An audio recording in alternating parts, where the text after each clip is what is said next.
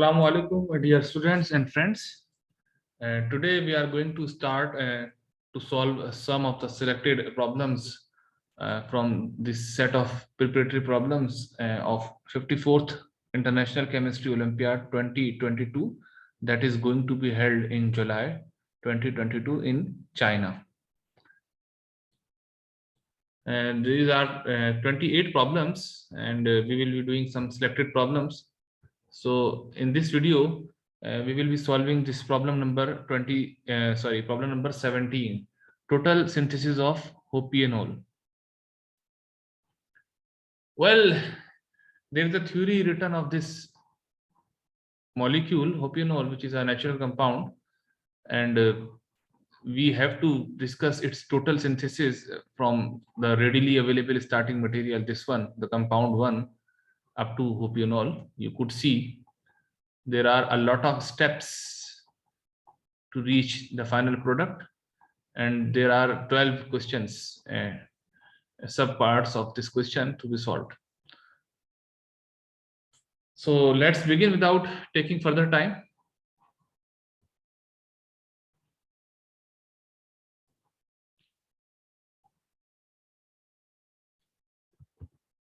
Let me paste this in this ChemBio Draw Ultra, and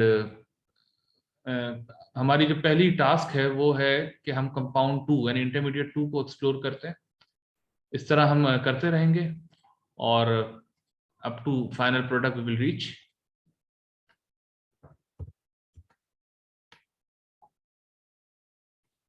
मैं ये इसको एक दफा बना रहा हूं, फिर मैं बाद में इसको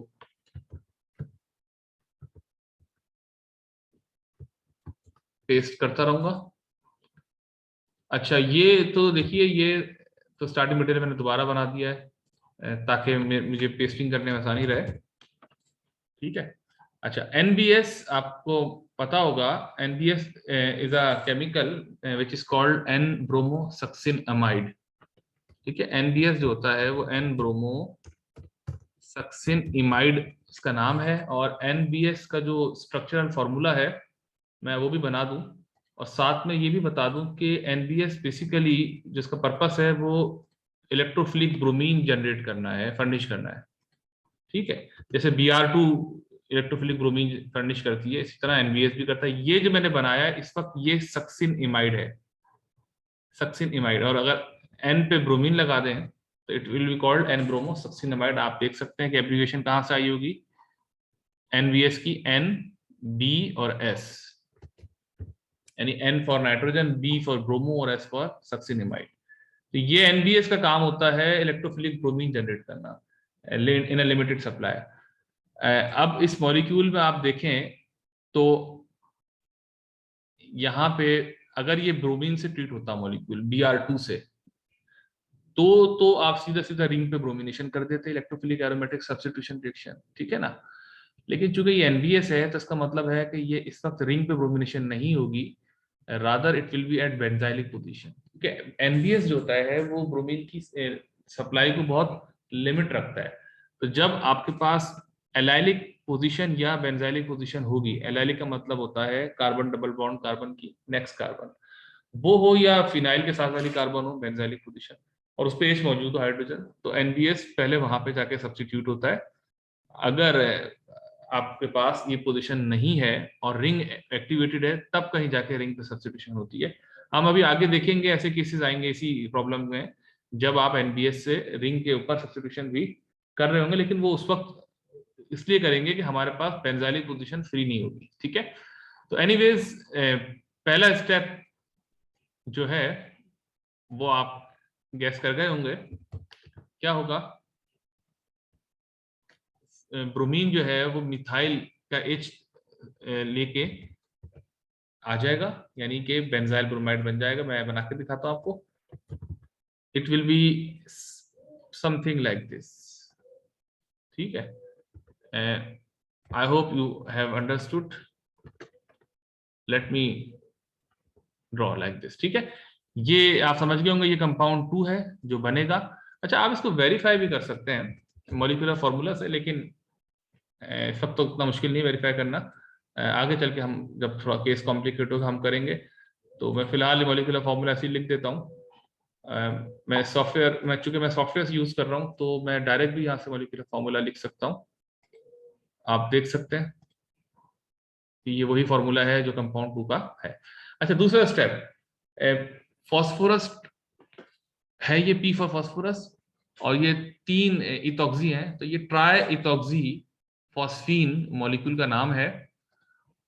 ये ट्रीट हो रहा है कंपाउंड 2 के साथ, तो कंपाउंड 3 हमारे पास बन रहा है।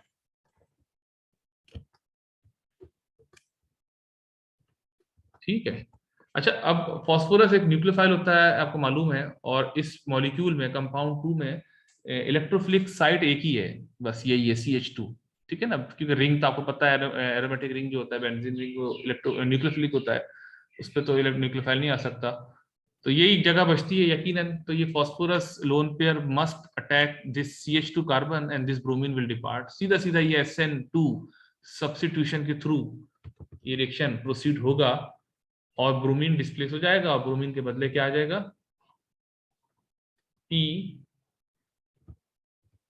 POET, यानी इथॉक्सी टेकन ट्वाइस। ठीक है। अच्छा, एक इथॉक्सी कहा गया, मैंने कुछ स्टेप बचाए, असल में हमें मैकेनिज्म नहीं दिखाना, इसलिए I am just saving the steps. हुआ ये होगा, the phosphorus lone pair must have attacked this carbon, this bromine must have been departed. Phosphorus से पॉजिटिव चार्ज आया होगा, 3 ये इथॉक्सी होंगे, तो ब्रोमाइड के साथ ये एक इथॉक्सी निकल जाएगा। ठीक है। और हमारे पास ये फॉस्फोरस और 2 इथॉक्सी, एक निकल चुका है, ये हमारे पास एज अ इंटरमीडिएट 3 हमें मिल जाएगा। ठीक है। तो अभी तक तो कोई, मुझे लगता है मुश्किल नहीं लग रहा होगा आपको स्टेप्स। ठीक है, तो ये कंपाउंड 3 है, इसका मॉलिक्यूलर फॉर्मूला आप निकाल सकते हैं, मैं यहाँ से डायरेक्ट निकाल देता हूँ सॉफ्टवेयर उससे, आप मैच भी कर सकते हैं। ठीक है ना, it's it's getting match with the given molecular formula. अच्छा, तो ये कंपाउंड 3 भी हमने बना लिया, तो मैंने इतना ही इसको फिलहाल क्रॉप किया था 2 और 3 तक।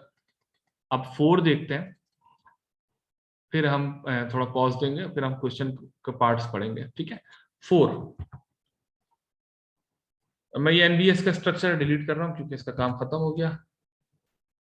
अब ये देखें 3, ये कह रहे हैं कि 3 जब ट्रीट होगा 4 से, तो 5 बनेगा। आप अगर गौर से देखें 5 को, तो आपको नजर आएगा कि यहां से अगर आप कट करते हैं बीच से, तो ये जो लेफ्ट हैंड वाला पोर्शन है वो तो यही है compound 3।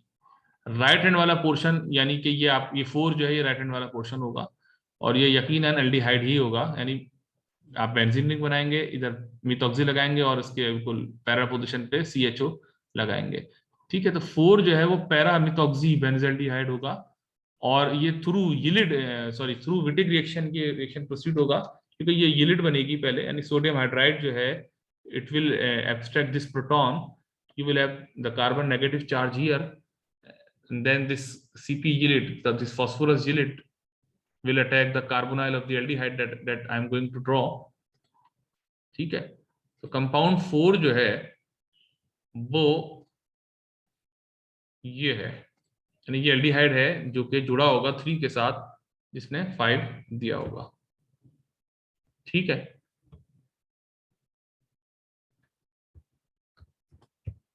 This will B compound 4। ये कंपाउंड 4 है। आप देख सकते हैं कि यहां से, यानी ये जो कार्बन नेगेटिव है ये वाला, जब सोडियम हाइड्राइड यहां से प्रोटॉन निकालेगी, तो ये कार्बन नेगेटिव जो है इस कार्बोनाइल पे अटैक करेगा और OP पे अटैक करेगा, और पूरा मैकेनिज्म है, विटिक रिएक्शंस को कहते हैं। तो बहरहाल एंड रिजल्ट ये है कि एल्कीन फॉर्मेशन होगी, ट्रांस एल्कीन ओलेफिन, और ये कंपाउंड 5 बन जाएगा। तो अब तक हमने कंपाउंड 2 को पहचान लिया क्या है, कंपाउंड 3 को, और कंपाउंड 4 को। ठीक है। और इस तरह हम 1 से 5 तक स्मूथली पहुंच चुके हैं। अच्छा, हम क्वेश्चन 17 कर रहे हैं। अब इसके पार्ट्स पहले पढ़ लेते हैं। ये जो पार्ट्स हैं 17.1, असल क्वेश्चन तो ये है ना, ये कहता है स्ट्रक्चर्स ऑफ 2 and 3 बनाइए, और 17.2 में कहता है कि 4 बनाइए। तो हमने बेसिकली ये 17.1 और 17.2 दोनों सॉल्व कर लिए हैं, क्योंकि हमने स्ट्रक्चर 2 भी एक्सप्लोर कर लिया है, 3 भी कर लिया है और 4 भी कर लिया है। ठीक है, तो प्रॉब्लम 17 के हमारे 2 पार्ट्स हो गए। अब तीसरा पार्ट के लिए 6-7 स्ट्रक्चर उन्होंने मांगा है, और चौथे पार्ट के लिए 8 स्ट्रक्चर मांगा है। तो मतलब ठीक है, हम इसी स्मूथली इसको चलाते हैं। तो अब मैं यहाँ से इसको दोबारा को क्रॉप कर लेता हूँ। ठीक है,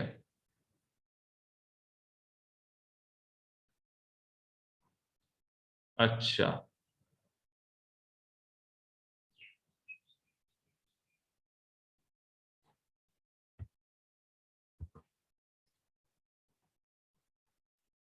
आई think I have to erase the first one. मुझे इसको इरेज करना होगा। ठीक है, अच्छा ये इग्नोर कीजिएगा, जस्ट ये स्ट्रक्चर जो पार्शियली आया है। अच्छा, ये कंपाउंड कौन सा है? 5 है, मैंने अभी 5 बताया था। अच्छा, 5 में एनबीएस ऐड किया। अब देखिए, मैं आपसे थोड़ी देर पहले याद है यही कह रहा था कि जब बेंजाइलिक पोजीशन मौजूद थी, यानी रिंग पे CH3 मौजूद था, तो उसका H रिप्लेस हुआ था ब्रोमीन से, बेंजाइल ब्रोमाइड बना था।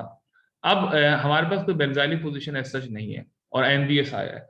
तो इस सूरत में अब एनबीएस यानी जो ब्रोमीन जनरेट करेगा वो रिंग पे ही जाके लगेगा, because we have no other option. तो ये सीधी सीधी इलेक्ट्रोफिलिक एरोमेटिक सब्स्टिट्यूशन होगी, bromine will be added to the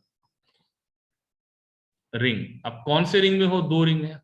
ठीक है, अब ये आपको डिसाइड कर सकते हैं। जो ऊपर वाला रिंग है उस पे 2 मिथॉक्सी लगे हुए हैं, नीचे वाले रिंग पे 1 मिथॉक्सी लगा हुआ है। ठीक है, तो ऊपर वाला रिंग जो है वो जाहिर सी बात है ज्यादा इलेक्ट्रॉन रिच है, ज्यादा न्यूक्लियोफिलिक है as compare to the downward. ठीक है, तो इसलिए जो ब्रोमीन है वो ऊपर वाले रिंग पे आके लगेगा। In the mean while I am drawing the compound 5 again, so that I may continue with further intermediates. Yes, this is the 5. This is 5. अच्छा, 6 क्या होगा?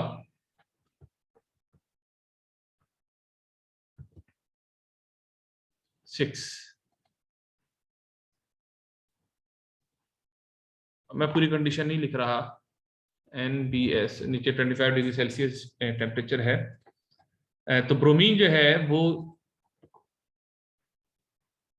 देखें, मैं कह रहा था कि ये 2 एक्टिवेटिंग ग्रुप्स लगे, ये 1 लगा है, तो दिस इज मोर न्यूक्लियोफिलिक, तो यहाँ पे आके ब्रोमीन लगेगा। लेकिन अब कहाँ लगे? तीनों पोजीशन ही ससेप्टेबल है, क्योंकि मिथॉक्सी जो है वो ऑर्थो पैरा डायरेक्टर होता है। तो इस हिसाब से ये ऑर्थो और ये ऑर्थो है इस मिथॉक्सी की रिस्पेक्ट से, और ये पैरा है।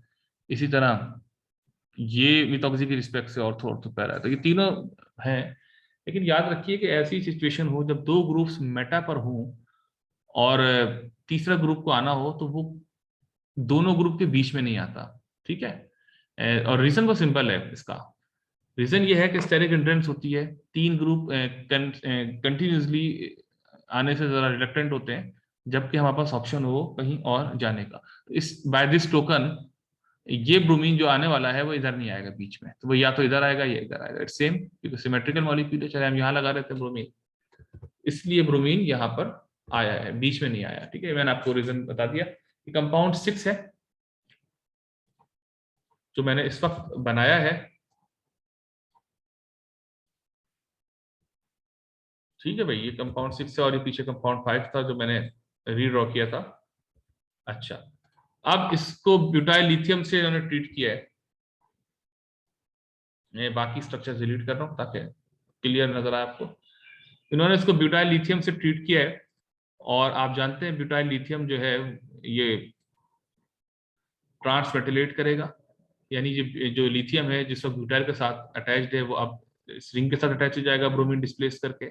इस प्रोसेस को ट्रांसमेटिलेशन कहते हैं। ट्रांसमेटिलेशन का मतलब होता है कि जो मोर रिएक्टिव ऑर्गेनोमेटेलिक होता है उससे relatively less reactive organometallic generate होता है। This is called transmetalation. और यहाँ पे ब्रोमीन मौजूद है, तो this will be replaced with lithium and this will be the compound 7। ठीक है, ये कंपाउंड 7 है जो हमें मिलेगा। इंटरमीडिएट है, देखें ब्रैकेट बनाया हुआ है, बहुत रिएक्टिव है, न्यूक्लियोफिलिक है हाईली।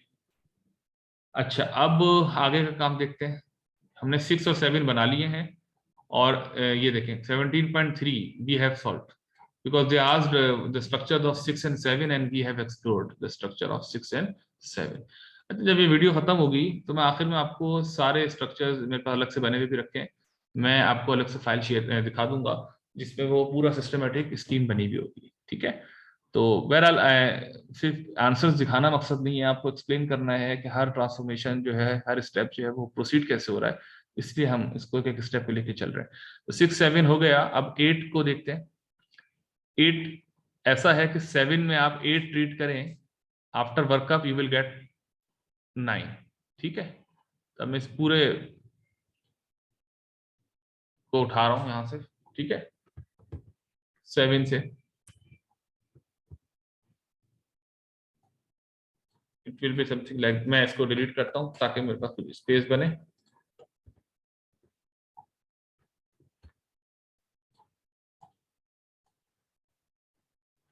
ठीक है। अच्छा, अब ऐसा है कि 7 में ट्रीट ट्रीट करना है कुछ जिसको 8 कह रहे हैं, जिससे ये 9 बनेगा, ऐसा ही है ना। अब आप कंपेयर करें, देखें 7 9 को देखें तो 2 मिथोक्सी ये रहे, और ये रहे, और ये यानी ये वाला पोर्शन जो है, यहाँ जो मैं कर्सर मूव कर रहा हूँ, इससे राइट हैंड साइड वाला ये नया पोर्शन है, बाकी लेफ्ट वाला तो पोर्शन यही है। इसका मतलब है, अगर आप थोड़ी सी रेट्रोसिंथेसिस जानते हैं, if you simply mentally break this CC bond considering this left carbon to be nucleophilic because of lithium attachment, so this carbon must be electrophilic, so it will be a carbonyl carbon and it will be an aldehyde in fact, क्योंकि ये यहाँ पे एक H भी मौजूद है इस पर लाइन एंगल फॉर्मूला। तो सारी बात का खुलासा ये है कि it will B 3,5 dimethoxybenzaldehyde that will attach to compound 7 to give 9, ठीक है। So I'm just drawing the structure of compound 8 which is going to be 3,5 dimethoxybenzaldehyde। ये आपका कंपाउंड 8 है जो है, जो 7 से ट्रीट होकर 9 का स्ट्रक्चर देगा। ये देखें, ये लिखा भी है यहाँ पे, देखें 8 पूछा था, और आफ्टर वर्कअप सेकंड स्टेप जो है, मैं चले इन्हीं के पैटर्न में लिख दूं ताकि आपको कंफ्यूजन ना हो। It is something like this ना, ये 1 2 का मतलब होता है 2 स्टेप्स में हुआ है। पहले स्टेप में आपने इस 7 को ट्रीट किया इस 8 से, जिसको मैंने बता दिया क्या है 8 से, और पहले जाहिर सी बात है 9 बनेगा, फिर वर्कअप में जाके ये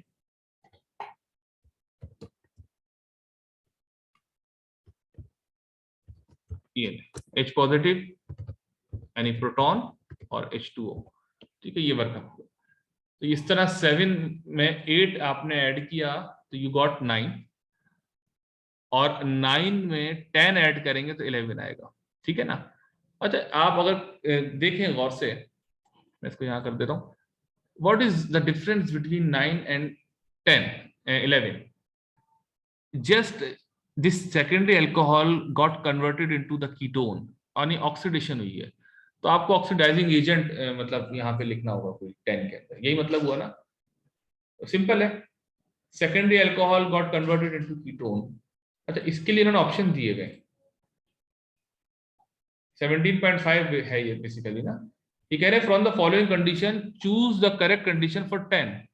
4 ऑप्शन है, पोटेशियम परमैंगनेट, डेस मार्टिन पर आयोडीनेन, ठीक है, और ये सिल्वर का कंपाउंड है, और ये ऑस्मियम टेट्रोक्साइड है। तो इसमें जो जवाब है वो ये वाला है बी, ठीक है, डेस मार्टिन पर आयोडीनेन, ठीक है, DMP इसको शॉर्ट में कहते हैं। ठीक है, KMnO4 आपको पता है स्ट्रॉन्ग ऑक्सीडाइजिंग एजेंट होता है, वो प्राइमरी अल्कोहल को कार्बोक्सिलिक एसिड में कन्वर्ट करता है, और सेकेंडरी अल्कोहल को कीटोन में करता तो है, लेकिन sometime it also breaks the CC bond of ketonic carbon and the alpha between the ketonic carbon and the alpha carbon. तो वो हार्श कंडीशन है, माइल्ड नहीं है। ऑस्मियम टेट्रोक्साइड तो अलग ही चीज है, वो डायोल बनाता है एल्कीन का, और इसी तरह सिल्वर भी जो है वो सॉल्ट बनाता है, कार्बोक्सिलेट सॉल्ट बना देता है, सिल्वर सॉल्ट, अगर एल्डिहाइड ट्रीट होता है प्राइमरी अल्कोहल से, और सेकेंडरी से होता है, ये भी हार्श कंडीशन है। ये जो डीएमपी है, डेस मार्टिन पर आयोडीन, ये बहुत सिलेक्टिव, बहुत माइल्ड, बहुत स्पेसिफिक ऑक्सीडाइजिंग एजेंट है। ये प्राइमरी अल्कोहल को एल्डिहाइड में कन्वर्ट करता है और सेकेंडरी अल्कोहल को कीटोन में कन्वर्ट करता है। तो इसका आंसर इस वक्त डीएमपी है। अच्छा, इन्होंने ऑप्शन दे दिए, अगर ये ऑप्शन ना देते ना, तब मैं तब भी डीएमपी ही लिखता, लेकिन मैं स्वर्ण ऑक्सीडेशन, एक और ऑक्सीडेशन होती है, मैं वो भी लिख सकता था, यानी उस स्वर्ण ऑक्सीडेशन के अंदर भी यही ट्रांसफॉर्मेशन होती है। इवन मैं पीसीसी भी लिख सकता था, पिरिडीनियम क्लोरोक्रोमेट, पीसीसी एक ऑक्सीडाइजिंग एजेंट होता है, वो भी माइल्ड ऑक्सीडाइजिंग एजेंट है। तो बहुत ऑप्शन थे हमारे पास, लेकिन चूंकि इन्होंने हमें रिस्ट्रिक्ट किया है इन चार में से आंसर देना है, इसलिए the answer is DMP, B. ठीक है ना? तो let me write here DMP, this 10 is DMP.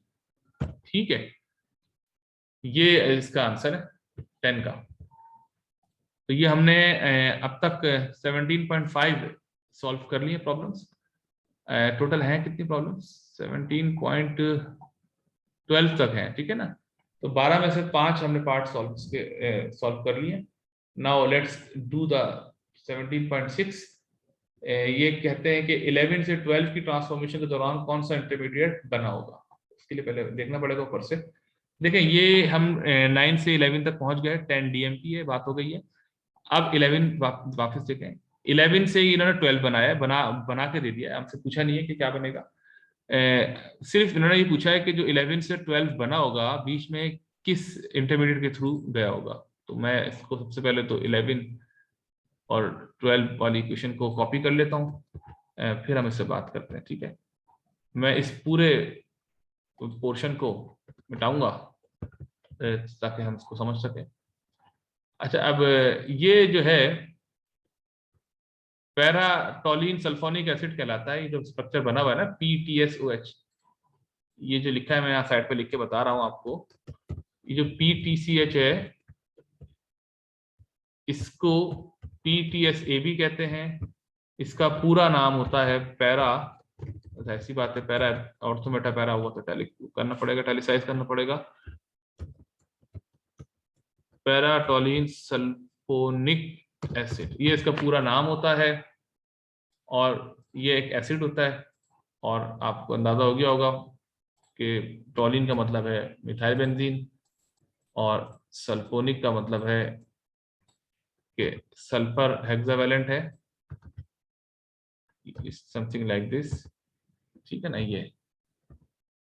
ये है स्ट्रक्चर पैराटोलिन सल्फोनिक एसिड का, यानी ये चारों बातें एक ही हैं। ठीक है ना? राइट पे लिखिए।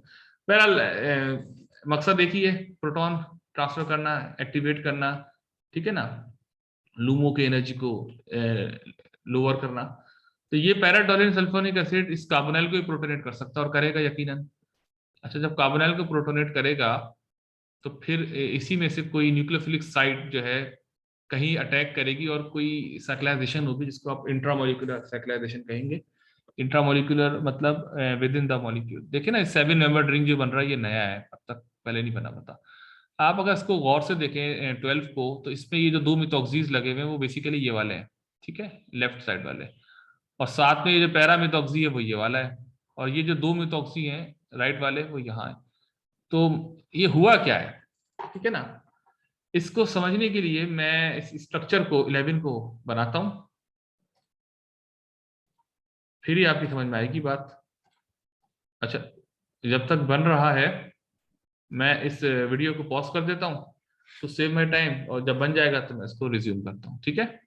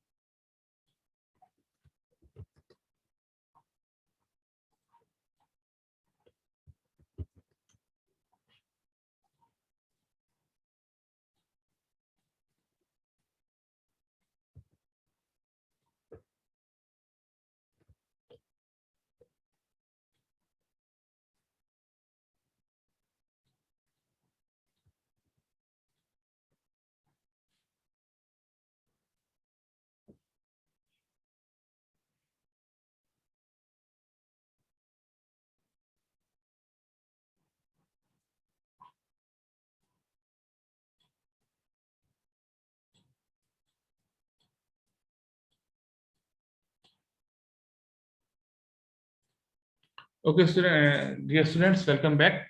I paused the video so that I may draw the structures. Now I have drawn the structure of 11. अच्छा, अब मैं कह रहा था कि paratoluene sulphonic acid will surely protonate this carbonyl. ठीक है, तो ये जब प्रोटोनेट होगा कार्बोनाइल तो ये ऐसा हो जाएगा। ठीक है, अब देखें ये जो है, ये वाली कार्बन, ये जहां जिसको मैं पॉइंट कर रहा हूं, यहीं से देखें सीसी बॉन्ड बना है इस मिथॉक्सी की रिस्पेक्ट से, जो पैरा है ये वाली, ये कार्बन, इसका मतलब है यहाँ अटैक हुआ है इस वाली कार्बन पे। ठीक है, जो मैं थोड़ा सा आपको मूव करके दिखाता हूँ ताकि आपको समझ में आए, जिस जो मैं मूव कर रहा हूँ। ठीक है, यहाँ पे अटैक हुआ है, और किया किसने, इस रिंग में से किसी ने किया है। अच्छा, अभी आपको नहीं समझ में आएगा इतना अच्छा, तो उस अच्छा समझने के लिए पहले तो मैं इसको वापस डिलीट कर दूं। अच्छा समझने के लिए स्ट्रक्चर 11 को मैं थोड़ा चेंज करता हूं, मैं इसको रोटेट करता हूं, यानी इस सिंगल बॉन्ड से, जिसको मैं कलर कर देता हूं ताकि अलग, रेड वाला जो बॉन्ड है, इसको मैं रोटेट करता हूं कि कार्बोनाइल इधर आ जाए और रिंग इधर आ जाए। ठीक है, ये मैंने करके रखा हुआ था जब वीडियो पॉज की थी। तो ये भी 11 ही है, आप गौर से देख लें, कंपेयर कर लें दोनों को, you will see the similarity. ठीक है ना, यानी ये रेड वाला जो है, ये रेड वाला यही है। ठीक है, तो ये ऐसा इसलिए किया कि अब यहां से जरा अटैक करना आसान होगा।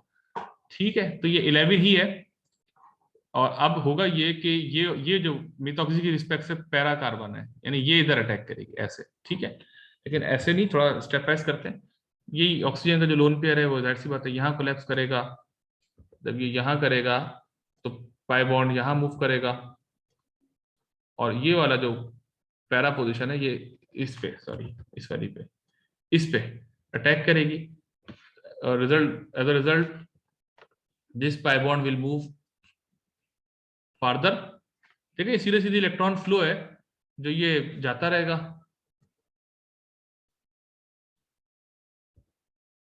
और ये ऐसा कुछ हो जाएगा। ठीक है, ऐसा, और प्लस चार्ज में यहाँ से यहाँ लगा देता हूँ क्योंकि यहाँ आएगा। तो ये एक 11 से ये एक इंटरमीडिएट बनेगा, जिसको 11A का हमने हमें नाम देना पड़ेगा, क्योंकि इन्होंने यही पूछा है कि via which intermediate did this reaction proceed. अच्छा, मैं पहले तो इसको डिलीट कर देता हूँ पैराटोलिन सल्फोनिक एसिड को, ताकि ये हो। अब इसको 11A को मैं नीट करता हूँ, क्लीन कर देता हूँ। देखिए आपको वैसे नजर आ रहा होगा, आप काउंट कर लें, 1 2 3 4 5 6 7 मेंबर्ड रिंग है ये बीच में, यानी ये वाला 7 मेंबर्ड रिंग है।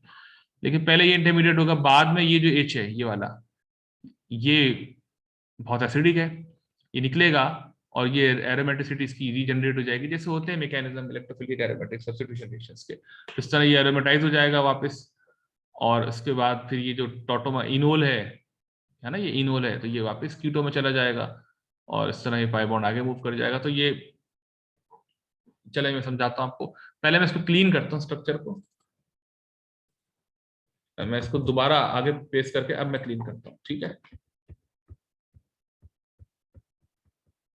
ये रहा, ये क्लीन मैंने कर दिया इसको, और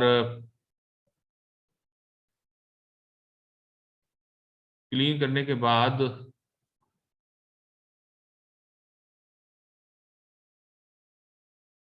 ठीक है,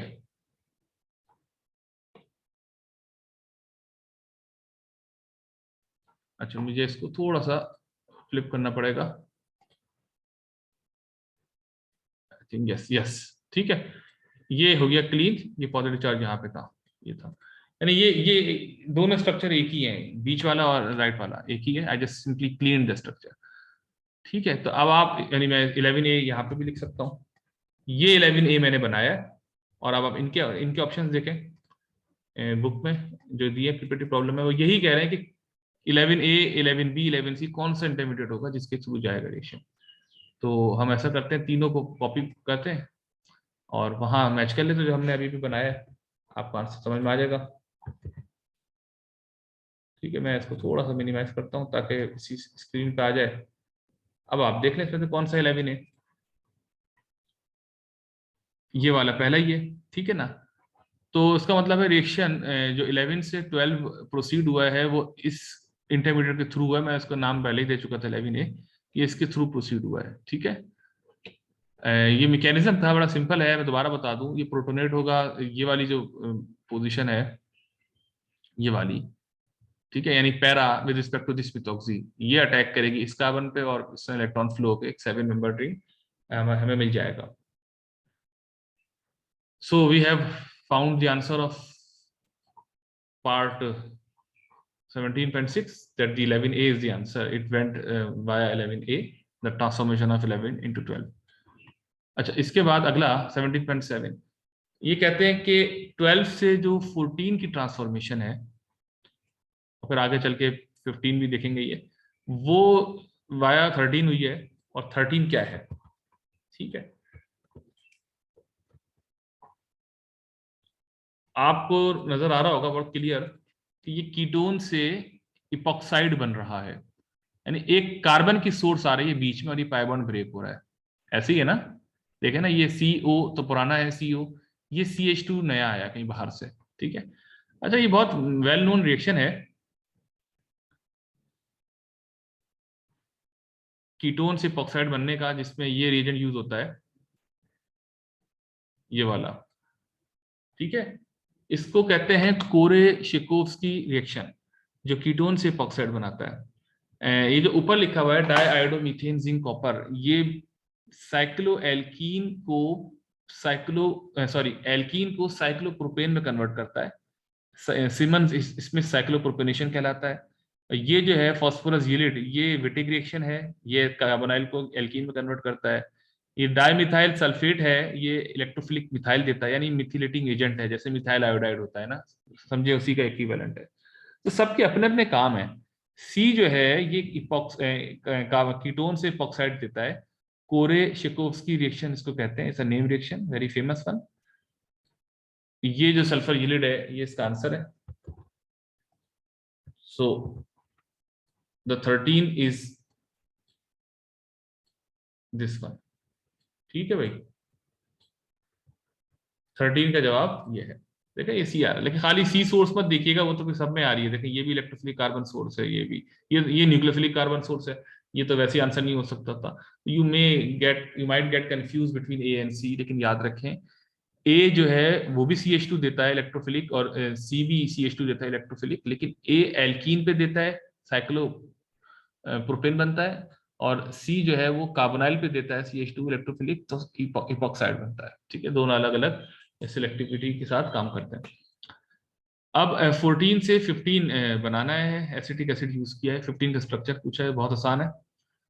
देखें ये 17.7 हम कर चुके हैं, अब हम 17.8 करने जा रहे हैं। जब हम 15 का आंसर दे देंगे तो हमारा ऑटोमेटिकली 17.8 सॉल्व हो जाएगा।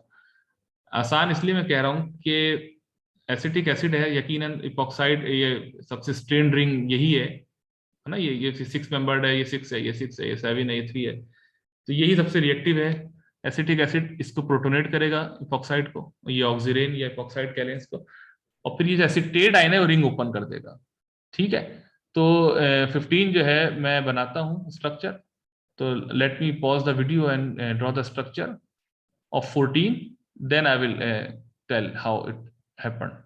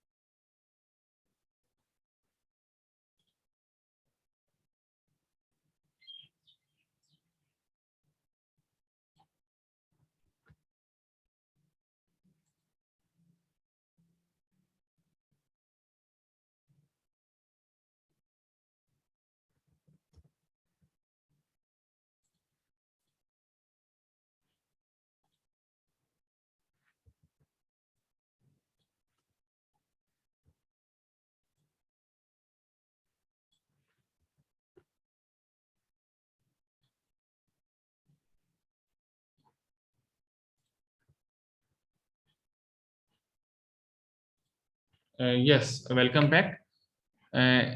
While having paused the video, I drew the structure of 14 here. ठीक है, देखिए मैं कह रहा था कि acetic acid will protonate this 3-membered oxygen containing ring, which is called oxirane or epoxide. And then this acetadiene, this CH3 carbonyl oxygen, will attach to this carbon. So this will be the compound 15, which is having the molecular formula which is being asked.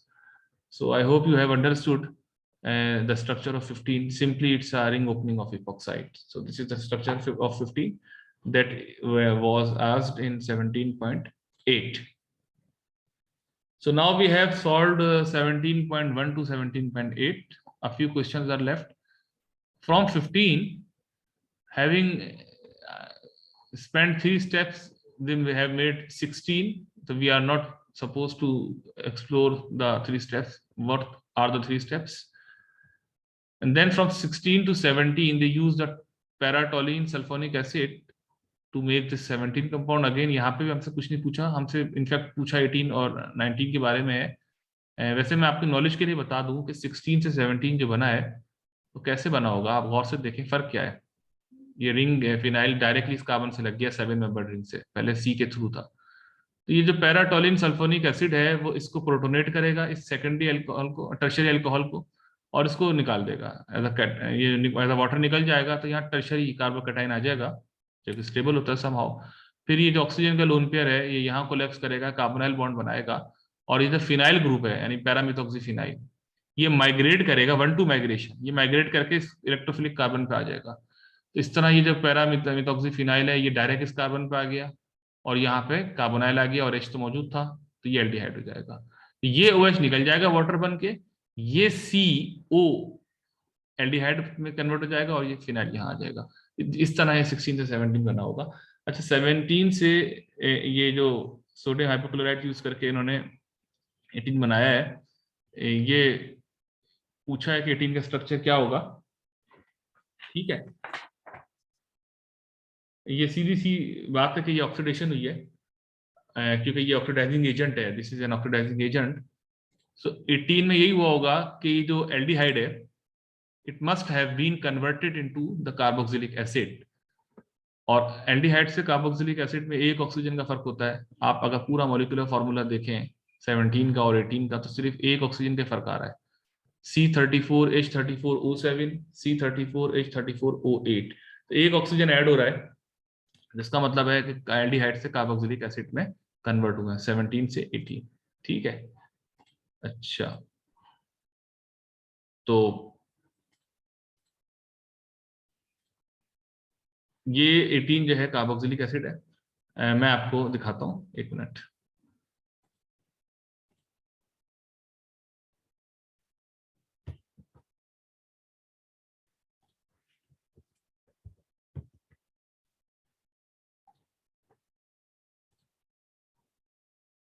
ये देखें,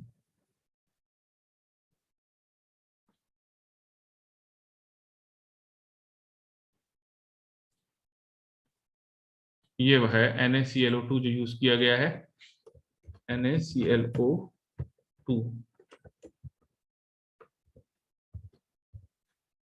oxidising agent है। इसने basically क्या किया, इस aldehyde को convert किया carboxylic के अंदर, तो कंपाउंड 18 इस तरह बना।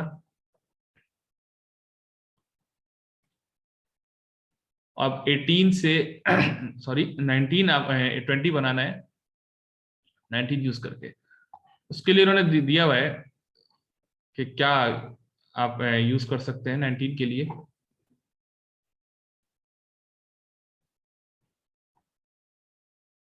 अब बेसिकली देखें ये जो ऑप्शंस है ना, इससे आपको अंदाजा हो जाएगा।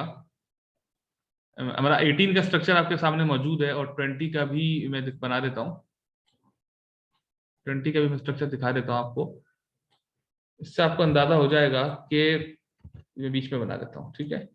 ये आपको अंदाजा हो जाएगा कि फर्क क्या है 18 और 20 में। जो मिथॉक्सीज हैं वो हाइड्रोक्सीज में कन्वर्ट हो गए, ऐसी हुआ है ना। इसका मतलब है कि ये डीमिथिलेशन हुई है, और मिथॉक्सी से हाइड्रोक्सी में जो कन्वर्ट होता है, देखिए अगर उल्टा सोचें हाइड्रोक्सी से मिथॉक्सी बनाना है तो सीधा सीधा आप मिथाइल आयोडाइड से ट्रीट करते हैं या डाइमिथाइल सल्फेट से करते हैं, अभी जो थोड़ी देर पहले रिएजेंट देखा था। लेकिन अगर आपको उल्टा जाना है, यानी मिथॉक्सी से हाइड्रोक्सी जाना है, यानी डीमेथिलेशन करनी है, तो उसके लिए एक बहुत स्पेसिफिक रीजेंट होता है, ये BBr3, बोरोन ट्राइब्रोमाइड। ठीक है। अच्छा, अब आप ये सोच रहे होंगे कि ये हमें कैसे पता होगा। देखें, बात ये है कि बाकी ऑप्शन भी आप चेक कर लें। सोडियम हाइड्रोक्साइड तो बेस है, वो तो कुछ नहीं करेगी, मतलब वो क्या करेगी इस मिथॉक्सी के साथ, इट विल डू नथिंग, तो वो तो ऑप्शन नहीं है। सी। डी भी ऑप्शन नहीं है, एसिड है, प्रोटोनेट कर भी दिया आपने मिथॉक्सी को, तो फिर क्या होगा, नथिंग विल हैपन, तो डी भी नहीं है। अब बी बचा, बी हाइड्रोजनेशन बिल्कुल करता है, लेकिन एल्कीन को एल्केन में कन्वर्ट करता है, या एल्काइन को एल्कीन या एल्केन में कन्वर्ट करता है, या एरोमेटिक को साइक्लो एल्केन में कन्वर्ट करता है, लेकिन ये मिथॉक्सी के साथ कुछ नहीं करेगा। तब एक ही ऑप्शन बचा है, BBr3। ये बेसिकली वर्क स्पेसिफिक है, ये मिथॉक्सी को, एराइलेटेड मिथॉक्सी को, यानी एराइल मिथाइल ईथर को फिनोल में कन्वर्ट करता है, ये जो BBr3 है। ठीक है, इसका पूरा एक मैकेनिज्म है, चूंकि हमें मैकेनिज्म पढ़ना नहीं है, थोड़ा सा मैं ओरली बता दूं कि ये जो ऑक्सीजन का लोन पेयर है, it will attack the empty orbital of boron, and one bromine will be departed, and then we will have that bromide will attack to this methyl to make methyl bromide, and we will have OBr2 in replacement of O-methoxy, and then that OBr2 after workup will be converted into OH. So the answer of 17.10 is BBr3 dichloromethane. ठीक है। अब जब 20 बनी गया है, तब 20 से 21 जाना है।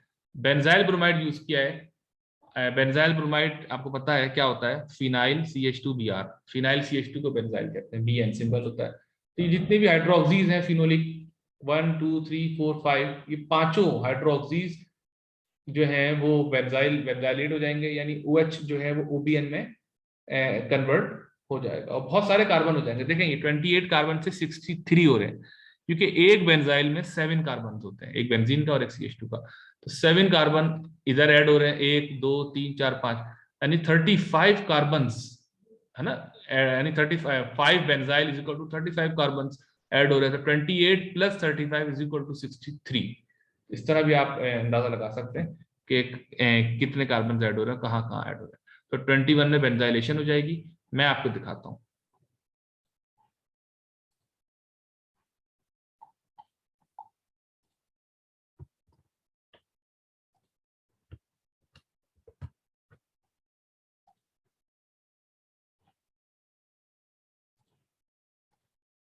ये देखें, 20 से 21 बनाना है with the help of benzyl bromide potassium carbonate. तो ये मैंने ये बना के रखा हुआ था, 20 से 21, ये देखें, ये यूज किया है।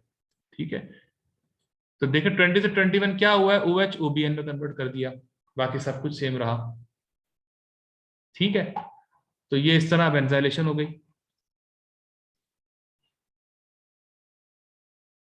अच्छा, अच्छा, यहाँ पे एक चीज मैं मिस कर गया, ये जो इलेक्ट्रॉन रिंग बना है, मेरे ख्याल से ये मुझे बताना चाहिए था।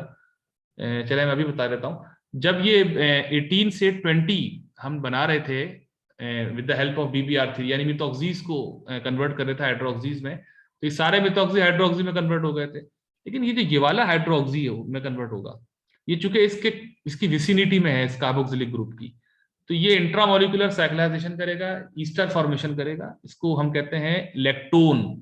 ये OH और ये कार्बोनाइल जो कार्बोक्सिलिक वाला है, ये आपस में जुड़ जाएंगे, water molecule will leave, and जिस 5 मेंबर्ड ईस्टर आपको मिल जाएगा, जिसको इलेक्ट्रॉन कहा जाता है, तो ये इलेक्ट्रोनेशन भी हो जाएगी साथ में। यानी आप एक तो डीमेथिलेशन कर ही रहे हैं, एराइल मिथाइल ईथर को फिनोल में कन्वर्ट कर रहे हैं, और चूंकि ये करीब है हाइड्रोक्सी और कार्बोक्सिलिक, तो ये आपस में कंडेंस हो जाएंगे और वाटर मॉलिक्यूल निकाल के ईस्टर बना लेंगे। साइक्लिक ईस्टर होता तो इलेक्ट्रॉन कहलाता है। तो ये इलेक्ट्रोनेशन भी इसमें हो गई, I miss to tell that, apology for that. अच्छा, 20 इस तरह बना था, फिर 20 से 21 बेंजाइलेशन हुई है, जितने हाइड्रोक्सीज बच गए, क्योंकि मैं ये हिसाब लगा रहा था कि एक हाइड्रोक्सी कम क्यों आ रहा है, तो इसलिए कम आ रहा है कि वो इलेक्ट्रॉन बना चुका था। ठीक है, तो ये 21 जो है ये बेंजाइल बन जाएंगे इस तरह सारे। ठीक है, तो 21 भी आसान है। इसके बाद ये जो CAN है, जिसको सीरिक अमोनियम नाइट्रेट कहते हैं, बहुत फेमस ऑक्सीडाइजिंग एजेंट है, मैंने आंसर आपको पहले ही बता दिया। ये कैन जो है, ये ऑरेंज कलर का पाउडर होता है, ये ऑक्सीडाइजिंग एजेंट होता है, ऑक्सीडेंट होता है। ठीक है, जैसे कॉपर क्लोराइड होता है और दूसरे ऑक्सीडाइजिंग एजेंट होते हैं, इस तरह ये होता है। तो ये कैन जो है, ये इसने बेसिकली 21 को ऑक्सीडाइज किया है इंटू 22। ये इन्होंने ये कैन का पर्पस ही पूछा है। तो अब मैं तो वैसे बता चुका हूँ कि ऑक्सीडाइजिंग एजेंट है आंसर, लेकिन अगर आपको नहीं भी समझ में आया कि ये ऑक्सीडाइजिंग एजेंट कैसे है, तो आप 21 का स्ट्रक्चर देखें और 22 का देखें और फिर फर्क देखें, इसमें आपको समझ में आ जाएगा। देखिए 21 से 22 अगर आप जा रहे हैं, और से देखें, तो ये वाली जो कार्बन है, ये वाली, ये कार्बोनाइल में कन्वर्ट हुई है, यानी ऑक्सीडाइज हुई है। इसका मतलब है we must have used something that is oxidizing agent.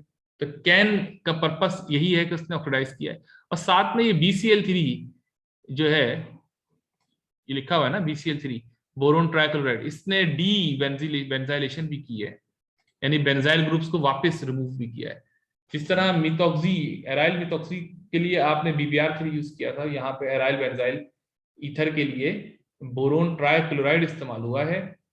और ये OBN जो है ये OH में कन्वर्ट होगा सारे, 1 2 3 4, ये भी OH में कन्वर्ट हुआ है, लेकिन ये OH में तो हुआ है कन्वर्ट, लेकिन बेसिकली जो कैन है सीरिक अमोनियम नाइट्राइड, उसके साथ इसने यहाँ पे एक कंपाउंड ये बनाया है कि ये डाइनोन बना है, it's not phenol, because this lone pair will move here and pi bond will move here, और यहाँ से इस तरह एक्टिवेट हो गई ये कार्बन, ये वाली ऑक्सीडाइज हुई है, ठीक है। तो 22 का स्ट्रक्चर ये है। इन्होंने हेल्प के लिए शायद आपको, स्ट्रक्चर तो ऑलरेडी दिया, सॉरी 21 के लिए इन्होंने हेल्प के लिए मॉलिक्यूलर फॉर्मूला दिया था, जो बता चुका हूँ आपको। बहरहाल 22 का स्ट्रक्चर ये है। 21 का स्ट्रक्चर हमने डिस्कस कर लिया, और 17.11 का ये पार्ट था, और 17.12 भी देख लिया हमने कि कैन का पर्पस क्या है। और उसके बाद फिर 22 से जो सोडियम मिथॉक्साइड का ट्रीटमेंट है, वो होपियोनॉल दे देगी फाइनल प्रोडक्ट, जो हमसे पूछी नहीं है, लेकिन मैं आपको थोड़ा सा नॉलेज के लिए बता देता हूँ। हुआ ये होगा कि मिथॉक्साइड एनाइन जो है, इसने इस कार्बोनाइल पर अटैक किया होगा, इलेक्ट्रोफिलिक कार्बन है, CO बॉन्ड ब्रेक हुआ होगा, O नेगेटिव, फिर बाद में वर्कअप में OH में कन्वर्ट हुआ होगा, और ये ईस्टर बना होगा। एक काम तो इसने ये किया, यानी डी इलेक्ट्रोनेशन की है, यानी हाइड्रोलिसिस कहने आसान लफ्जों में ईस्टर की। इसके अलावा ये जो लोन पेयर है ऑक्सीजन का, ये यहां मूव करके इसने अपने पैरा कार्बन से, फिनोल ने पैरा कार्बन से इस कार्बन पर अटैक किया, क्योंकि ये इलेक्ट्रोफिलिक कार्बन है, ठीक है। देख रहे हैं ना, यहां से इस कार्बन से यहाँ का बॉन्ड बना हुआ है, ये बाइसाइक्लिक बॉन्ड है, यानी ऊपर से बॉन्ड आ रहा है, नीचे से बॉन्ड आ रहा है। तो इसने यहां से अटैक करके इधर अटैक किया होगा, ये वापस एरोमेटाइज हो गया होगा, ये वाला जो पोर्शन है, तो ये होपिनोल इस तरह बना होगा। तो बहरहाल स्टूडेंट्स, प्रॉब्लम 17 जो है, मैंने इसके पूरे 12 पार्ट्स आपसे डिस्कस कर लिए हैं, और एक एक स्टेप हमने इसको देख लिया। अब मैं आपको डायरेक्ट आंसर सारे दिखा देता हूँ, ताकि आप उसको भी सेफ कर सकते हैं, लेकिन एक्सप्लेनेशन जरूरी थी, हमने उस पर ज्यादा टाइम इसलिए पहले लगाया है। तो मैं आपको आंसर डायरेक्ट दिखाता हूँ।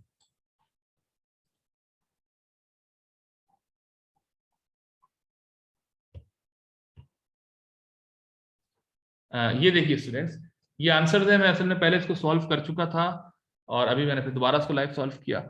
ये कंपाउंड 1 था, ठीक है ना, जो स्टार्टिंग मटेरियल था उसमें NBS डाल के ये 2 बनाया था, मैंने आपको बताया था, बेंजाइल ब्रोमिनेशन। फिर ये जो ट्राइफिनाइल, जो ये ट्राइथॉक्सीफिन फॉस्फीन था, इसके साथ SN2 सब्स्टिट्यूशन हुई थी। फिर ये 4 हमने एक्सप्लोर किया था, 4 का स्ट्रक्चर से 5 बना था। फिर NBS डाला, आपकी दफा बेंजाइलिक पोजीशन नहीं थी, तो इसलिए ब्रोमीन यहाँ आया था, और फिर इस तरह ब्रोमीन के बदले लिथियम, ऑर्थोलिथिएशन प्रोसेस है, और फिर यहाँ से नया CC बॉन्ड। फिर ये डेस मार्टिन पर आयोडिनेन DMP, जो सेकेंडरी अल्कोहल को कीटोन में कन्वर्ट करता है, तो 11 बना था। 11 के अंदर आपने पैराटोलिन सल्फोनिक एसिड डाला था, तो ये साइक्लाइजेशन हुई थी, इसके लिए ये 11A मैंने आपको दिखा दिया, ये इसके थ्रू हुआ, यानी 11 से 12 वेंट वाया दिस 11A, ठीक है। फिर इसके बाद 12 से 14 की जो ट्रांसफॉर्मेशन है, ये पूरे शेकोव्स्की रिएक्शन कहलाता है, कीटोन से इपॉक्साइड, जो बता चुका हूँ, तो उसके लिए ये रहा आंसर। और फिर ये एसिटिक एसिड ने इसको ओपन किया था, इस इपॉक्साइड को, और बाद में 3 स्टेप्स के बाद ये 16 बना था। फिर 16 से 17 के लिए पैराटोलिन सल्फोनिक एसिड रीअरेंजमेंट हुई थी, मैंने आपको बताई थी बात, आप सुन सकते हैं पिछली ऑडियो में कुछ मिनट्स पहले। फिर 17 से 18 यहाँ पे भी एरो है, और ये सोडियम हाइपोक्लोराइड यूज हुआ था, तो एल्डिहाइड से कार्बोक्सिलिक एसिड बना था। 18 तक ये रहा। फिर 18 से 20 बनाने के लिए आपने BBr3 यूज किया था, क्योंकि इसने एराइल मिथाइल ईथर को फिनोल में कन्वर्ट किया था, यानी डी प्रोटेक्ट किया था फिनोल को, जो पहले प्रोटेक्ट किया हुआ था उसको डी प्रोटेक्ट किया था। बाद में बेंजाइल ब्रोमाइड ने बेंजाइलेशन की थी OH की, तमाम OHs की, और फिर ये जो कैन है सीरिक अमोनियम नाइट्रेट, इसने इसको ऑक्सीडाइज किया था, तो ये एज एन ऑक्सीडेंट इस्तेमाल हो रहा है। कंपाउंड 22 दिया था, फिर 22 से ओपीओ नॉन मिला था। So student, that's all for this problem number 17. I hope you have understood well. Inshallah, in the next video, we will be discussing some other problem. Till then, Allah Hafiz.